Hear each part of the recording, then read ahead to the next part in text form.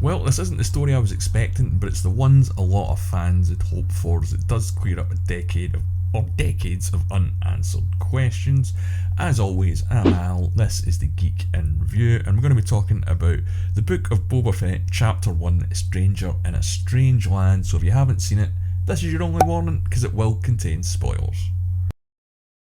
So, like Mandalorian, it's got chapter titles, but hey, after all, it is a book. It opens up in Jabba's palace. Which is where the last time that we've seen Boba Fett, and he's in a bacta tank healing his wounds. Also dreaming of Kamino and a lot of violent scenes from Attack of the Clones, so he's still haunted by his father's death. Now, this wasn't really brought up in his brief appearance in The Mandalorian Season 2, and it's kind of not even been hinted at in the promotional material, so I'll be interested to see where they're going to go with this. But the big part about this episode is after 30 or 40 years, we actually see what happened to him when he escaped the Sarlacc pit in Return of the Jedi. And did we want that? Yes. After we'd seen this, did we want to see it again? Probably not, because it was quite disgusting when it wasn't great. But I did love his escape through the sand. And we got the connecting tissue of seeing how he lost the armour as the Jawas just take it off him because he's too exhausted to do anything once he escapes the pit. Also filling in another blank maybe from The Mandalorian Season 2, because the first time we got a look of Boba Fett was the end of Season 2, Episode 1, when he was sort of standing on top of a cliff watching Din Djarin go away. Now, a lot of people noticed, including myself, that he was dressed similar to a Tusken Raider, and I think I might even drop the theory in one of my videos that he was part of the tribe that Mando was with in Season 2, Episode 1, so he was actually in that crowd just watching The Mandalorian. And this episode maybe supports that theory. The Tusken Raiders take him in the same way that Maximus was taken in after his wife died in Gladiator, and by that I mean they take him prisoner or kind of slave. They don't really do too much with him, but I can see why Obi-Wan wanted to avoid these pricks. It's just not really a good time for anyone. And what do I mean by that? Because as soon as he's left staked out in the sun with a Rodian, he doesn't get a name, or he or she or they don't get a name. But basically he's staked to the sun while getting tortured by children. He manages to escape, and one of the kids that's giving him a bit of a hard time gets off lightly as far as I'm concerned, but we do see that Boba Fett does have mercy. And again, going back to the trailers and the promo material, he seems to be wanting to run things a different way from Jabba. But he gets caught pretty quickly, and at this point in the episode I clicked on, there's not really been a lot of dialogue at all. I forgot to mention that, because obviously the Tuskens don't speak the sort of standard English in the Star Wars universe, and he doesn't really seem to speak Tusken.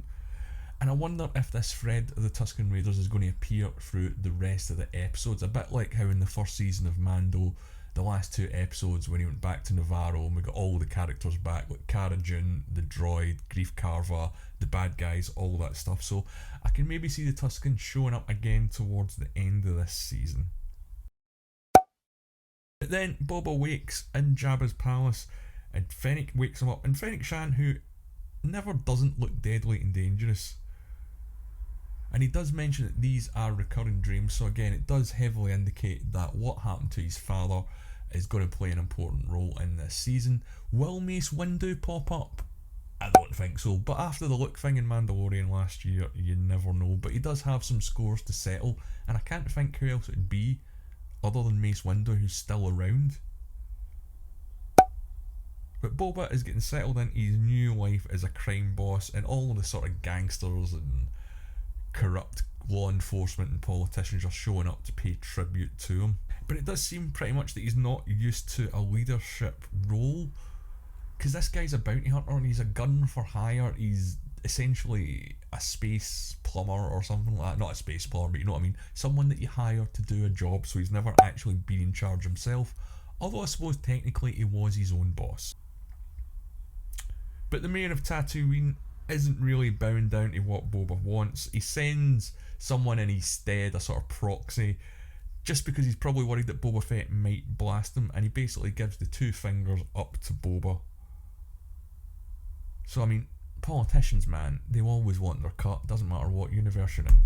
And because it's Star Wars, this is filled with Easter eggs, and one of my favourite ones that popped up here was when we got Jabba's old Gamorrean guards back, who, again, not these two guards, but we've seen Gamorreans in episode 1, season 2 of Mando fighting in the ring. And these are the sort of newer, thinner, sexier style Gamorreans. And when they come in, they're offered up as a sort of sacrifice to help please him, but that's just not the way that Fett wants to roll, and he decides to save them and use them against Fennec's wishes. And it seems as if they've got a few different ideas of how Fett should be presenting himself. And I wonder if these two are going to butt heads how they met, but then there's a blank between when Fennec got shot and then her appearing again in Mando in season 2 with Fett. So that's probably going to show up in some flashback scenes as well. I certainly hope it does, because I want to find out what the hell he done to her stomach, if you remember that. But one of the great parts about this episode is, again, after decades in Star Wars, we finally get to see the scope of Tatooine. It looks to be huge, sprawling city, and it's in the desert, so it's kind of a bit of a Dubai feel, if you know what that looks like, or if you've ever been there. And we also get a band back now. Is it Jabba's old band? I kind of think so. I'll need to go back and watch it again. There's a lot of Easter eggs here, and this review is just more about the story rather than the Easter eggs, so if I'm missing anything out, don't come at me in the comments. I know all about that. And they do go and collect some of their sort of misgotten deeds. It looks as if they're running some sort of protection racket on someone called Garza Whip Twi'lek, who makes sure that Fett gets his cut. And yeah, there's like no trouble here at all. But what happens straight away is he's trying to settle up with the people that owe Jabba. And of course, you know, the guy's been living in the sands of Tatooine for years. He's not got any money, so he needs to establish a power base. And the best way to do that is find the people that owed the last boss. But no sooner are they out of the bar and they're attacked by the guards that we've seen in all the trailers with the sort of energy shields. Now this is an absolutely brilliant fight. And like Marvel do, they edited the trailer to hide out a few things, mainly the fact it's the Gamorrean guards that come in and save Jabba and Fennec, because they're holding their own, but it sort of could go either way until these guys show up and get a little bit brutal with some swords and axes. And it's nice to see Fennec Shand doing some live action, action. She'd been in a couple of episodes of The Mandalorian, but she didn't really have too much to do.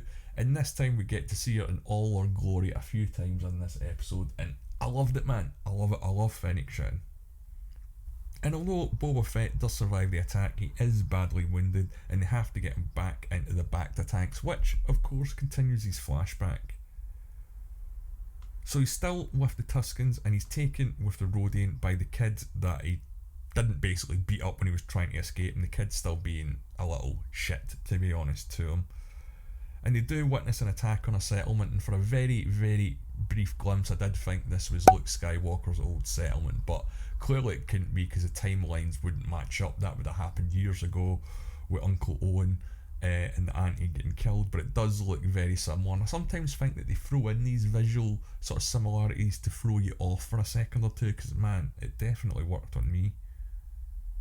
Now the kid makes them dig for what I would describe as sand coconuts, because there's water in it, but they're buried in the sand. They're not coming out of any sort of tree, or maybe water potatoes, but I suppose potatoes are mostly water, but don't get into that. And while this is going on, they're attacked by, and I'm not going to post any clips of this because I want you to watch it for yourself, but it's the craziest creature that I've ever seen in Star Wars history.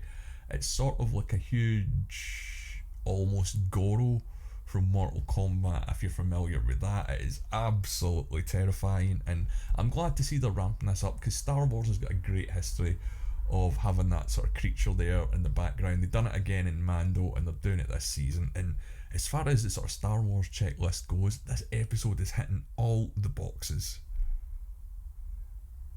Now the Rodian doesn't make it, he gets pretty violently killed, but Fett does manage to subdue the creature. And then the kid runs home, and that's how he's accepted into the tribe. So that's what makes me think that he was sitting in that circle or somewhere nearby when Din Djarin was on Tatooine at the start of Mandalorian Season 2. And again, I think these raiders are going to play a bit more of a larger part in Boba's backstory than we realise. It'll be interesting to see how these flashbacks continue and where they lead. Is it going to be a Mace Windu cameo? Is it going to be a Luke Skywalker cameo? I'm going to make a video about the top 5 cameos that could appear in the Book of Boba Fett. So if you haven't seen that, So if you want to make sure you don't miss that, please make sure you subscribe to the channel. It would mean a lot. And if you've made it this far, please leave a like on the video as well. Now, I absolutely loved this episode. It was chock full of everything that I wanted and things I didn't know I needed. The only thing I was kind of a little bit about was the music.